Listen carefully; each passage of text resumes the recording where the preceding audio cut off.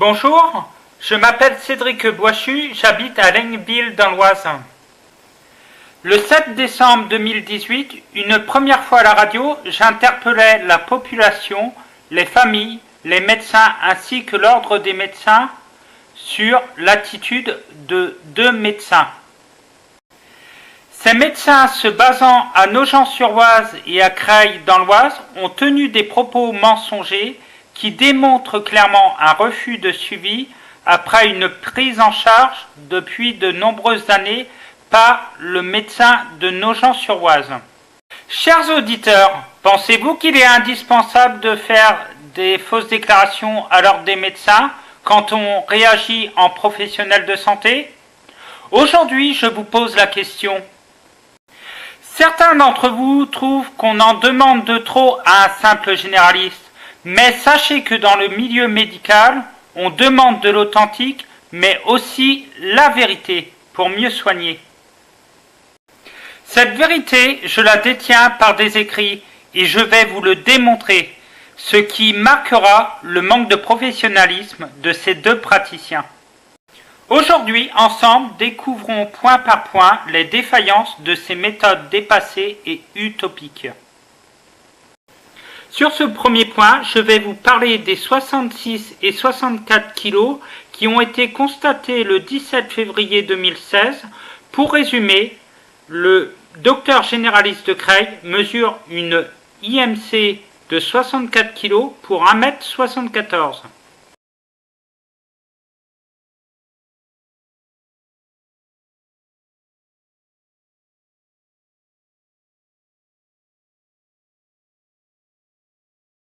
Ce que je ne comprends pas, comment a-t-il pu déterminer ma corpulence sans instrument de mesure, tout en sachant que chez ce médecin, à cette consultation, le docteur de Nogent-sur-Oise affirme le 22 février 2016, par écrit, une masse de 66 kg, également sans m'avoir pesé ni instrument de mesure. Chers auditeurs, je vous pose la question suivante. Comment pouvez-vous déterminer une masse sans balance ni toise? Ce qui est sûr, on ne peut pas prendre 2 kilos en une journée, vous êtes d'accord avec moi? D'autant que le généraliste de Nogent-sur-Oise, qui m'a reçu le 22 février 2016, m'envoie chez son confrère qui est généraliste nutritionniste le 17 février 2016. Mis à part avoir une machine à remonter le temps, je ne vois pas comment je peux faire.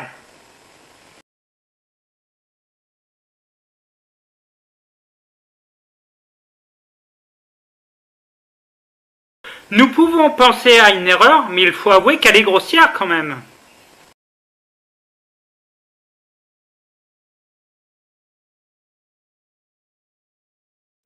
Je trouve que c'est le signe d'un manque de sérieux ou imagination de la part de ces deux médecins. Sur ce deuxième point, j'aimerais attirer votre attention sur les déclarations faites par le docteur de Nogent-sur-Oise.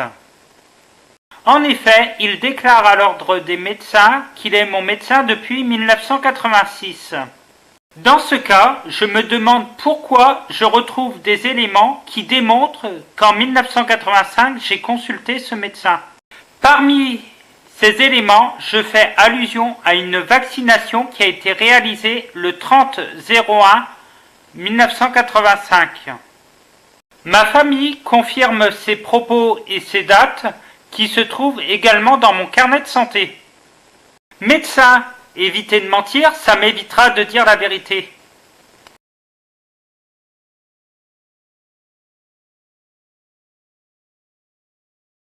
Sur ce troisième point, le docteur de Nogent-sur-Oise déclare explicitement ne pas connaître le professeur de l'épilepsie qui a réussi à stabiliser mon épilepsie. Ce qui me surprend, ce médecin a réussi à retrouver des traces comme quoi j'étais hospitalisé du 25/01/99 au 29/01/99. Pour être plus précis, c'est un service qui se trouve à la Salpêtrière au pavillon Marguerite Bottard. Étrangement, ce service est coordonné par le professeur de Paris qui est totalement inconnu du médecin de Nogent-sur-Oise. Vous avouerez que c'est troublant. J'en veux pour preuve que j'ai réussi à retrouver une ordonnance de prescription initiale d'un traitement antiépileptique du 23/11/98, ce qui prouve la bonne foi du professeur de l'épilepsie, mais surtout que le docteur de Nogent-sur-Oise connaissait bien l'existence de mon traitement initial puisqu'il m'a renouvelé ses ordonnances.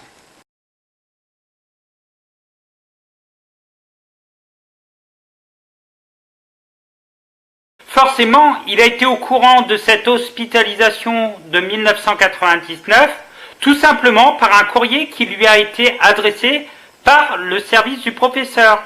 J'ai également en ma possession un document du 19 février 1999 qui confirme comme quoi j'étais hospitalisé au pavillon Marguerite Bottard à la Salpêtrière.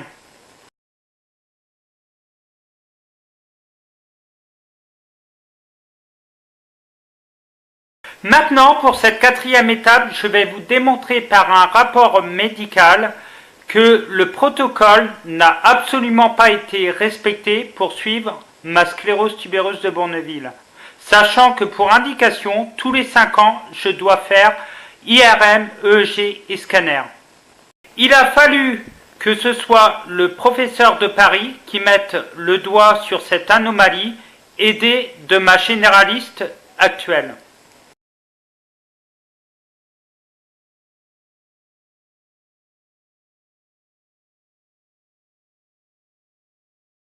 On est donc loin des 5 ans préconisés par la plateforme Orphanet qui régit les maladies rares. Pour rappel, Orphanet est un portail dédié aux médicaments et aux maladies rares. Il peut aussi bien aider les patients, mais surtout les professionnels de santé à prendre les bonnes décisions. Le plus important à retenir, c'est qu'il est trouvable très facilement par Google. Chers professionnels de santé, on ne vous demande pas de tout savoir forcément, mais aussi de savoir orienter. Simplement, tapez Orphanet dans le cas d'une maladie rare et vous trouverez tout simplement les professionnels de santé aptes à suivre le patient. Malgré le protocole décrit de l'ALD, le suivi neurologique n'a pas été respecté. Simplement parce que je n'ai jamais eu de lettre de la part du généraliste de Nogent-sur-Oise qui stipule que je devais aller consulter un neurologue, sachant que pour consulter un spécialiste, on doit être orienté par un médecin généraliste.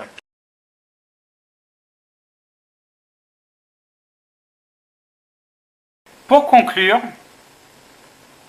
ces éléments font référence à des comptes rendus que j'accumule depuis mon enfance. En effet, le pédiatre de Senlis-Creil qui m'a toujours suivi avec rigueur a toujours préconisé un suivi tous les 5 ans. Chaque consultation, ce pédiatre prenait avec soin tous les éléments pouvant servir au compte rendu et en faisait un double à ce généraliste de Nogent-sur-Oise. Je ne peux que féliciter le comportement de ce pédiatre qui a su respecter à la lettre le protocole Orphanet. En effet, celui-ci s'est fait aider de confrères qui sont neurologues et ont su le guider tout au long de ce parcours. Après le départ en retraite de ce pédiatre de Creil-Senlis, il faut savoir que le dossier a été repris par le docteur de Nogent-sur-Oise qui fut mon médecin traitant. Lorsque j'étais en consultation avec le docteur de Nogent-sur-Oise, à certaines périodes, je lui demandais de faire des examens complémentaires pour la sclérose tubereuse de Bourneville. Celui-ci déclarait toujours faire ce qu'il faut et se contentait de simples prélèvements sanguins pour surveiller les neuroleptiques. Je ne suis pas médecin, mais au vu des rapports du pédiatre et des autres neurologues, cela démontre un manquement grave de suivi. Je profite de ces conclusions pour alerter les élus, la presse locale et nationale afin d'élargir l'information. Le tout dans le but de protéger les prochaines générations. Bien entendu, je pourrais y ajouter d'autres éléments probants. Mais afin de garder une synthèse claire, je m'en tiens à cette présentation. Note à ce médecin qui se dit déçu, car il est confronté à ses pairs à l'ordre des médecins, c'est une première pour lui. Sachez, cher médecin, que je suis déçu, voire choqué, d'avoir été suivi par des méthodes thérapeutiques illusoires. Juste une petite aparté avant de vous quitter. Ce médecin qui était censé me faire des courriers pour m'adresser à des confrères spécialisés ne prenait même plus la peine de me faire ces courriers si utiles pour mon suivi. Mais j'ai eu la désagréable surprise de voir que les autres patients qui côtoyaient ce médecin avaient sans aucune difficulté ces courriers qui leur permettaient de faire un suivi correct. En espérant aider de nombreuses familles et surtout les enfants, je vous souhaite une bonne santé et réussite. Encore merci pour votre écoute.